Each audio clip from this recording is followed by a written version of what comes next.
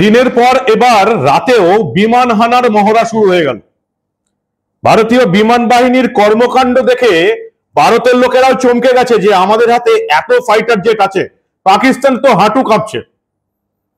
এর আগে আপনারা ভারতের কূটনৈতিক পদক্ষেপ দেখেছেন পাকিস্তানের বিরুদ্ধে, সিন্ধু জল চুক্তি বাতিল। অন্যদিকে আবার ভারতের বিতস্তা পাকিস্তানে যেটা ঝিলাম সেই নদীর জলবাঁধ থেকে হঠাৎ করে জল ছেড়ে দেওয়ায় পাক অকুপাইড মুজাফফরবাদে বন্যা হয়ে গেছে। গতকাল আবার খবর এসছে আরো একটা নদী বাঁধ থেকে জল ছেড়ে দেওয়া হয়েছে, পাকিস্তানে নাকি বন্যা পরিস্থিতির সৃষ্টি হয়েছে। লাল সতর্কতা জারি হয়ে গেছে পাকিস্তানে এই সমস্ত নদীগুলোতে। এবার এই কূটনৈতিক যুদ্ধের পর, জলযুদ্ধের পর এবার পাকিস্তানকে একেবারে ভাতে মারার পরিকল্পনা নিয়েছে ভারত। পাকিস্তানের সঙ্গে সমস্ত রকমের ব্যবসা বাণিজ্য, আমদানি রপ্তানি নিষিদ্ধ করে দিল ভারত। এই নিষিদ্ধ করার যে ফল সেটা পাকিস্তান এবার ভুগবে। ভারতের ব্যবসায়ীদেরও কিছুটা ফল পেতে হবে। আমি আপনাদের আগেই বলেছিলাম যে একটা যুদ্ধকর পরিস্থিতি বা যুদ্ধ লাগলে শুধু সেনাবাহিনীর জওয়ানরা জীবন বলিদান দেবে আর আমরা কিছু করব না, এটা ভাবাটা একদম ভুল। প্রত্যেককেই বলিদান দিতে হবে, ব্যবসায়ীদেরও লস হবে। পাকিস্তান ভুগবে কিছু জানেন? ওষুধে। ভারত থেকে যাবতীয় ফার্মাসিউটিক্যালস কোম্পানির ওষুধ পাকিস্তানে যায়। ব্যবসা বাণিজ্য বন্ধ হয়ে যাওয়ার পর দুদিন বাদ থেকে পাকিস্তান আর ওষুধ ক্রাইসিসে ভুগবে। আর এই মুহূর্তে সবচেয়ে যেটা বড় খবর, ইউএনএতে পাকিস্তান কান্নাকাটি শুরু করেছে। আর ভারতের যে ফাইটার জেট গুলো আছে, মিসাইল যেখানে লাগানো যায়, সেই রাফায়েল, সুখোই, সেখানে এবার ব্রহ্মস মিসাইল লাগতে শুরু করেছে। যারা এখনো ভাবছেন এটা একটা মজা হচ্ছে, ভারত কিছুই করবে না, তাদের জন্য এই প্রতিবেদন খুব ভালো করে দেখা দরকার। ঠিক এই মুহূর্তে ভারত পাকিস্তানের এই যুদ্ধ পরিস্থিতির আপডেট কি, কিভাবে ভারত লড়াই করছে এবং পাকিস্তান কান্নাকাটি করছে, সবটা বলবো আপনাদের। এই প্রতিবেদন শেষ অবধি দেখুন। আমি মানব, দ্য নিউজ বাংলায় আপনাদের স্বাগত জানাচ্ছি। প্রথমেই আপনাদের উত্তরপ্রদেশের ওই গঙ্গা এক্সপ্রেসওয়ে ঘটনা আপনাদের দেখাবো। এর আগে গতকাল আপনারা দেখেছেন কিভাবে দিনের বেলায় যুদ্ধ বিমান হানার মহড়া চলেছে, এবার রাতেও মহড়া হয়ে গেল। বিকট গর্জন করে ভারতের ফাইটার জেট গুলো একে একে উড়ে যাচ্ছে, নেমে আসছে কোথায়? রাস্তায়, প্রকাশ্যে, মানুষের সামনে। ছবি দেখে পাকিস্তানের হাঁটুতে কাঁপুনি শুরু হয়ে গেছে। তারা এখন ইরানের কাছে যাচ্ছে, আমেরিকার কাছে যাচ্ছে, ইউএনওর কাছে যাচ্ছে ভারতের এই দাদাগিরি বন্ধ করার জন্য, এবং তারা যেন মধ্যস্থতা করে। কিন্তু এখন যা পরিস্থিতি, ভারত সরকার ঠিক করে নিয়েছে এনাফ ইজ এনাফ, পাকিস্তানকে আর রেয়াত করা হবে না, তাদেরকে শিক্ষা দেওয়া হবে। তাই এই যুদ্ধের মহড়া, যেটা দেখে পাকিস্তানের হাঁটু কেঁপে গেছে। এক ঝলক আপনারা দেখে নিন। এই গঙ্গা এক্সপ্রেসওয়েতে একেবারে প্রকাশ্যে পাবলিকের চোখের সামনে রাস্তায় ভারতের বিমান মহড়া দিনে এবং রাতে দেখুন আপনারা।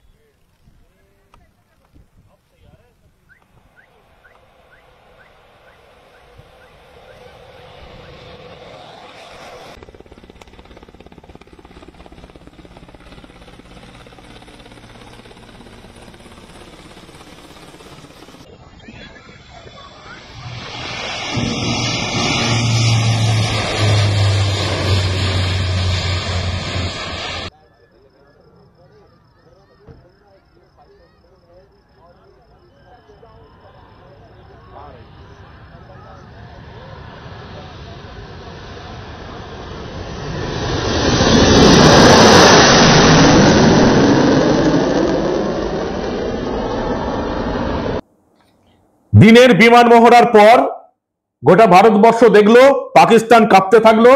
রাতেও আমাদের ফাইটার জেটগুলো একে একে উড়ে যাচ্ছে এবং প্র্যাকটিস করছে। যুদ্ধটা শুরু হলে পাকিস্তানের কপালে বিপদ নাচছে এই রাতেই। এরপরে ভারত কূটনৈতিক লড়াই লড়ার পাশাপাশি যেমন যুদ্ধ বাহিনীর মহড়া চলছে, বিমান বাহিনীর মহড়া চলছে, ওদিকে নৌবাহিনী করাচি বন্দরের কিছু নটিক্যাল মাইল দূরে দাঁড়িয়ে আছে, এবং সেখানে তারাও যে ছবি দিচ্ছে সেটাও যে কোনো যুদ্ধ বাহিনীর বুকে কাঁপন ধরিয়ে দেওয়ার পক্ষে যথেষ্ট। ভারতীয় নৌবাহিনী ছবি দিচ্ছে একেবারে একই জায়গায় পারমাণবিক সাবমেরিন রয়েছে, একেবারে যুদ্ধ জাহাজ রয়েছে এবং সেই যুদ্ধ জাহাজ থেকে বেরিয়ে যাওয়া হেলিকপ্টার রয়েছে। স্থলে, জলে, অন্তরিক্ষে, জলের তলায় সব দিক দিয়ে পাকিস্তানের করাচি বন্দর দখল করার জন্য তৈরি ভারতের সেনা। নৌবাহিনীর এই ছবিটা দেখে গোটা পৃথিবী চমকে গেছে, পাকিস্তান তো কোন চার। সেজন্য তারা ইউএনও, আমেরিকা এবং ইরানের কাছে ছোটাছুটি করছে, এবার বাবা বাঁচাও, ভারতের দাদাগিরি থামাতে বলো। দুটো নোটিফিকেশন জারি হয়ে গেছে। এর মধ্যে একটাতে রয়েছে কি, ভারত পাকিস্তানের সঙ্গে সমস্ত রকম আমদানি রপ্তানি বাণিজ্য বন্ধ করে দিল। আজকের পর থেকে পাকিস্তানের সঙ্গে কোন রকম বাণিজ্য চলবে না, কোন রকম দ্রব্য আমদানি করা যাবে না, ঘুরপথে হলেও করা যাবে না।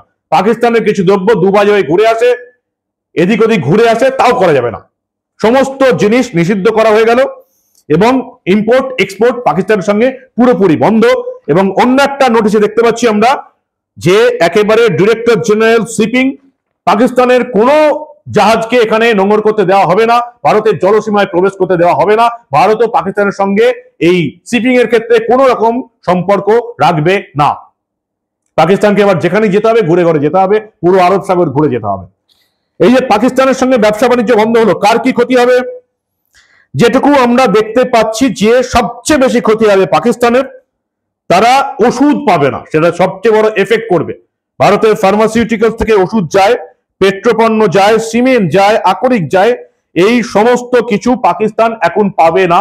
ওই যে বলেছিলাম বলিদান দিতে হবে, ভারতের ব্যবসায়ীদেরও ক্ষতি হবে। সেটা নামমাত্র পাকিস্তান না খেতে পেয়ে মরবে না খেতে পেয়ে, কারণ তারা বৈদেশিক মুদ্রা পাবে না। পাকিস্তান থেকে জিনিসপত্র যদি আমদানি করা না হয় তাহলে পাকিস্তান আর কোনোভাবেই বৈদেশিক মুদ্রা পাবে না। ফলে পাকিস্তান না খেতে পেয়ে মরবে। যেমন জলযুদ্ধ শুরু হয়েছে, তেমনি এবার পাকিস্তানকে ভাতে মারার যুদ্ধ শুরু হয়ে গেছে। এমনিই পুলওয়ামা জঙ্গি হানার পর ভারতের সঙ্গে পাকিস্তানের সম্পর্ক খুব একটা ভালো ছিল না। এবং যেটুকু জানা যাচ্ছে চলতি বছরের জানুয়ারি থেকে এপ্রিলের মধ্যে পাকিস্তান থেকে মাত্র $4,20,000 পণ্য আমদানি করেছিল ভারত। এর আগে 20,25,00,000 মার্কিন ডলারের পণ্য আমদানি হতো, সেটা কমে এসছে, সেটা এবার শূন্য হয়ে গেল। ডিরেক্টর জেনারেল অফ শিপিং এর তরফ থেকে জানানো হয়েছে পাকিস্তানের পতাকা থাকা কোনো জাহাজ ভারতীয় বন্দরে প্রবেশ করতে পারবে না, এমনকি ভারতীয় কোনো জাহাজও পাকিস্তানের কোনো বন্দরে যাবে না। এর আগে আপনারা দেখেছেন আটারি ওয়াগা সীমান্ত বন্ধ করে দেওয়া হয়েছে, পাকিস্তানের সঙ্গে সমস্ত সম্পর্ক ছেদ। দুবাই হয়ে পাকিস্তানের কিছু পণ্য আসতো, পোশাক, মশলা, ছোট যন্ত্রাংশ, এগুলোর প্রত্যেকটার উপর নিষেধাজ্ঞা জারি হয়ে গেল। পাকিস্তানের সঙ্গে আর কোন রকম সম্পর্ক থাকবে না। শনিবার একটা বিজ্ঞপ্তি জারি করে ভারত পরিষ্কার ঘোষণা করে দিল এই নিষেধাজ্ঞা থাকবে, পাকিস্তানকে ভাতে মারা হবে। যেটুকু আমরা জানতে পাচ্ছি যে 2019-এর পর থেকেই পাকিস্তানের সঙ্গে এই স্থল এবং জল বাণিজ্য কমে এসছে। 24-25 আর্থিক বর্ষে এপ্রিল জানুয়ারি ভারত $447.65 মিলিয়ন পণ্য রপ্তানি করেছে পাকিস্তানে, যেটা আমাদের ক্ষতি হবে ব্যবসায়ীদের। আর যেখান থেকে পণ্যের আমদানির পরিমাণ অত্যন্ত কম, এবং এখান থেকে যেহেতু কোনো পণ্য যাবে না, কোনো কিছু পাকিস্তান পাবে না। যেটুকু আমরা দেখতে পাচ্ছি পাকিস্তান ভারত থেকে আমদানি করেছিল অর্গানিক কেমিক্যালস, ফার্মাসিউটিক্যাল প্রোডাক্টস, ওই যে ওষুধের কথা বললাম, plastic, inorganic chemicals, processing metal compound, খনিজ, জ্বালানি, তেল পরিশোধন, বিভিন্ন রকমের রাসায়নিক সামগ্রী, এই সমস্ত কিছু ভারত আর পাকিস্তানে পাঠাবে না। পাকিস্তানের অর্থ ভান্ডারে দেখা যাচ্ছে প্রায় কয়েক বিলিয়ন ডলারের ক্ষতি হবে, ভাতে মারতে হবে পাকিস্তানকে। এই মুহূর্তে পাকিস্তানকে কোনো আন্তর্জাতিক সংস্থাও কোনো রকম লোন বা ঋণ দেবে না। আইএমএফ জানিয়ে দিয়েছে, আমেরিকা এইডস বন্ধ করে দিয়েছে, ওয়ার্ল্ড ব্যাংক ঋণ দেবে না আপাতত। কিছুদিন আগে অবশ্য ওয়ার্ল্ড ব্যাংক একটা ঋণ ছেড়েছে, সেটা কিন্তু আগে থেকে অনুমোদন হওয়া ছিল। এরপরে আর কোনো লোন বা ঋণ আসবে না। ফলে এখনো যারা বলছেন ভারত কি করছে, ভারত সরকার কি করছে, কবে যুদ্ধ শুরু হবে, সার্জিক্যাল স্ট্রাইক শুরু হয়ে গেছে। বিমান বাহিনীর মহড়া চলছে, করাচি বন্দরে দূরে দাঁড়িয়ে নৌবাহিনীর মহড়া চলছে। সীমান্তে যেখানে যেখানে যা যা স্থলসেনার লাগানোর কথা লেগে গেছে, রাফায়েল এবং সুখোই বিমানে ব্রহ্মোস মিসাইল লেগে গেছে, আরো কিছু মিসাইল আমদানি করা হচ্ছে। যেখানে যেখানে ভারতের রাডার লাগানোর কথা লেগে গেছে, যেখানে যেখানে পাকিস্তানের কোনো মিসাইল বা পাকিস্তানের বিমান হামলা করলে যে জিনিস লাগানোর কথা, S-400 বা অন্য কিছু লেজার দিয়ে ধ্বংস করার যে বিষয়গুলো লেগে গেছে, কোথায় লেগে গেছে আমি আপনাদের বলবো না। ভারত যুদ্ধের জন্য পুরোপুরি প্রস্তুত, কিন্তু তার আগে ভারতকে একেবারে জলে স্থলে অন্তরিক্ষে ভাতে সব দিক থেকে, কূটনৈতিক দিক দিয়ে সব দিক থেকে মারতে চলেছে ভারত। পাকিস্তান এবার বুঝতে পারবে যে শুধুমাত্র সেনা প্রধান আসিফ মুনির এবং আইএসআই এদের জন্য নিজের দেশকে, নিজের দেশের এত কোটি পাকিস্তানিকে কতটা এরা বিপদের মধ্যে ফেলে দিল, এবার সেটা তারা বুঝতে পারবে। রাফায়েল, সুখোই তাদেরকে পাকিস্তানের সীমান্তে ঢুকতেই হবে না, ভারতের সীমান্ত থেকেই তারা ব্রহ্মস মিসাইল ছুড়ে পাকিস্তানের যে কোনো টার্গেটকে, সামরিক টার্গেটকে তারা নাস্তা নবুদ করে দিতে পারে। ভারতের যে নৌবাহিনীর মহড়া চলছে, সেনাবাহিনীর মহড়া চলছে, এয়ারফোর্সের মহড়া চলছে, পাকিস্তানের হাঁটু কাঁপছে। তিনটে দেশে এখন অব্দি তারা কলকাঠি নাড়ছে, ইরানে, আমেরিকায় এবং ইউএনের কাছে কান্নাকাটি শুরু করে দিয়েছে। এবং আপনারা দেখেছেন এই বিএসএফ এর যে জওয়ান, যার বাড়ি আবার আমাদের বাংলায়, সেই পুরনামকে ফেরত পাঠানোর জন্য, ফেরত আনার জন্য যাবতীয় চেষ্টা শুরু হয়ে গেছে। পাক রেঞ্জার্সের কাছে আটক বাঙালি বিএসএফ কনস্টেবল পূর্ণকুমার সাউ, তার স্ত্রী পৌঁছে গেছেন ওখানে পাঞ্জাবের পাঠানকোটে। এর আগে আবার কয়েকজনকে তুলে নিয়ে গিয়েছিল, তাদেরকেও ফেরত আনা হয়েছে, এই পুরনামকেও ফেরত আনা হবে এমনটাই বিএসএফ মনে করছে। কয়েকটা দিন লাগছে শুধুমাত্র এই যুদ্ধকর পরিস্থিতিতে। পাকিস্তানকে কিন্তু সামরিক ভাবেই জবাব দেওয়া হবে, কিভাবে জবাব দেওয়া হবে সেটাই হচ্ছে দেখার। এর মাঝে আবার একটা মজার খবর এসছে, ইমরান খান পাকিস্তানের প্রাক্তন প্রধানমন্ত্রী, তিনি এখন দুর্নীতি দায়ে জেলে বন্দী আছেন। শোনা যাচ্ছে এই জেলের মধ্যেই একেবারে তার ইজ্জত লুটে নিয়েছে পাকিস্তানের সেনা। রিপোর্ট এসে গেছে, পাকিস্তানের সেনা জেলবন্দি তাদের প্রাক্তন প্রধানমন্ত্রীর মান সম্মান ইজ্জত লুটে নিয়েছে। রিপোর্টে পরিষ্কার দেখা যাচ্ছে যে পাক সেনা ইমরান খানের সঙ্গে কি করেছে, সেটা সভ্য ভাষায় তো আমি আপনাদের এখন সোশ্যাল মিডিয়ায় বলতে পারছি না। যারা বোঝার তারা নিশ্চয়ই বুঝে গেছেন, ইমরান খানের ইজ্জত হানি হয়ে গেছে, ধর্ষণ করা হয়েছে ইমরান খানকে। এই হচ্ছে পাকিস্তানের দেশটার অবস্থা। সেনারা প্রাক্তন প্রধানমন্ত্রীর জেলের মধ্যে গিয়ে ইজ্জত লুটে নিচ্ছে।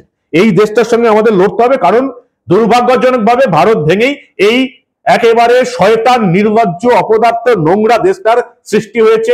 স্বাধীনতার পর 78 বছর ধরে এরা কিচ্ছু করেনি, এদের একটাই টার্গেট, ভারতের বিরুদ্ধে খেপিয়ে রাখো, কাশ্মীর দখল করতে হবে বলে খেপিয়ে রাখো, আর সীমান্ত পেরিয়ে ভারতে ঢোকো আর জঙ্গি ঢুকিয়ে ভারতের নিরীহ মানুষকে মারো। এই দেশটার একটাই টার্গেট। কি করবেন? প্রতিবেশী তো পাল্টানো যাবে না। দুই দেখে দুই জায়গায় দুটো মূর্খ প্রতিবেশী, দুটোই ভারত থেকেই ভেঙে গেছে। একদিকে পাকিস্তান, একদিকে বাংলাদেশ। বাংলাদেশের প্রাক্তন জেনারেলরা আবার এই ভারত পাকিস্তান যুদ্ধের মাঝে আবার এই 7 সিস্টার, ভারতের 7টা রাজ্য, উত্তর পূর্বের 7টা রাজ্য দখল করার দিবা স্বপ্ন দেখছে। দুটো মূর্খ প্রতিবেশীর পাশে আমাদেরকে বসে আছি, সেজন্য আমাদেরকে শক্তি প্রদর্শন করতে হচ্ছে। কিন্তু সামরিক যুদ্ধে এনগেজ হবার আগেই যে আমরা পাকিস্তানকে একেবারে টিপে মেরে ফেলতে পারি, সেটা ভারত সরকার প্রমাণ করে দিচ্ছে। পাকিস্তানকে সব দিক দিয়ে মারা হবে, কূটনৈতিক দিক দিয়ে, ডিজিটাল দিক দিয়ে, সামরিক দিক দিয়ে, জল ছেড়ে দিয়ে, জল বন্ধ করে দিয়ে এবং অর্থনৈতিক অবরোধ শুরু করে পাকিস্তানকে টিপে মারা হবে। পাকিস্তানের নেতারাই বলছেন ভারতের সঙ্গে যুদ্ধ করার ক্ষমতা নেই পাকিস্তানের, তাদের দেশে যুদ্ধাস্ত্র কেনার পয়সা নেই। পাকিস্তানের জেনারেলরা বলছেন পাকিস্তানে গত 5 বছরে কোনো নতুন যুদ্ধের অস্ত্র কেনা হয়নি, ট্যাঙ্ক কেনা হয়নি, মিসাইল তৈরি হয়নি। সেই পুরনো ট্যাঙ্ক, পুরনো মিসাইল দিয়ে তারা যুদ্ধ করতে চাইছে, কারণ পাকিস্তানের সেনা প্রধান আসিফ মুনির নিজের স্বার্থ রক্ষার জন্য যুদ্ধটা আনছেন।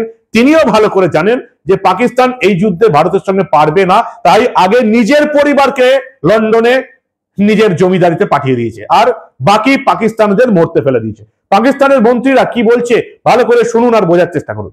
हम तो कोई डिस्टर्बेंस खित्ते में, कोई लड़ाई झगड़ा इन हालात में हम तो अफोर्ड नहीं करते, क्योंकि हम तो बड़ी मुश्किल से अपने इकोनॉमिक मेल्ट डाउन से निकले और दोबारा हमने सफर शुरू किया है।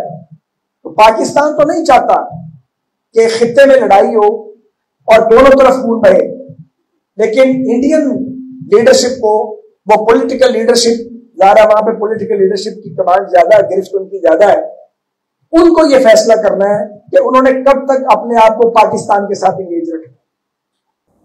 এই হচ্ছে এখনকার আপডেট। দিনে রাতে গঙ্গা এক্সপ্রেসের ওপর Rafale, Sukhoi, MKI, Mirage, MiG, Jaguar, super Hercules, দেশের মানুষের চোখের সামনে বিমানের মহড়া চলছে। পাকিস্তানের হাঁটু কাঁপছে। সব দিক দিয়ে পাকিস্তানে এই মুহূর্তে সার্জিক্যাল স্ট্রাইক শুরু হয়ে গেছে, শুধুমাত্র যুদ্ধটার অপেক্ষা। এখন যুদ্ধ করার আগেই পাকিস্তানকে ভারত অর্থনৈতিক দিক দিয়ে একেবারে মুঠোর মধ্যে নিয়ে নেবে। পাকিস্তান ভেঙে পড়বে অর্থনৈতিক দিক দিয়ে। মানুষের এমনিতেই খাবার নেই, জল নেই, যুদ্ধাস্ত্র চালাবার তেলও নেই। এরা যুদ্ধ করতে পারবে না, কারণ এরা ভেবেছে ভারত তো আর যুদ্ধ করবে না, ধমকি দেবে। কিন্তু এবার পাকিস্তানকে সব দিক দিয়ে একেবারে শেষ করে দেওয়ার পরিকল্পনা নিয়েছে আমাদের দেশ ভারতবর্ষ। অপেক্ষা করুন, পাকিস্তানকে এবার যোগ্য জবাব দেওয়াই হবে। কি বলবেন আপনারা? আপনাদের মূল্যবান এবং গুরুত্বপূর্ণ মতামত জানান দা নিউজ বাংলার কমেন্ট সেকশনে। দেখতে থাকুন দা নিউজ বাংলা। আমরা আবার এই ধরনের অনেক খবরই চেপে রাখতে দেব না।